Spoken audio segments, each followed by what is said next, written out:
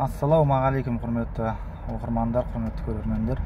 Бұл видео Сауран ауданы әкімі Ғалымжан мырзаға және де облыс әкімі Дархан Сатыбалды мырзаға.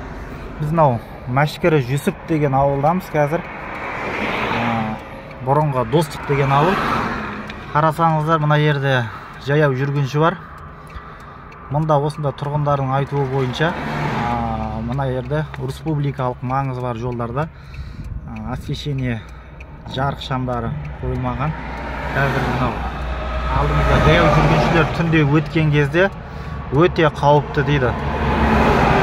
Сондықтан осы Мәшкір Жүсіп қазіргі бұрынғы Достық ауылына освещение қойып беруін сұраймыз. Жарық шамын қойып беруін сұраймыз. Өте қауіпті, қарап тұрсаңыздар, автокөліктер қатты жүреді. Қазір мұнда жаяу жүргінші бар. Алдымызда аялдама тұр, сол аялдаманың қасында. Сондықтан осыған жарық шам қойып беруін сұраймыз. Рахмет тыңдағандарыңызға.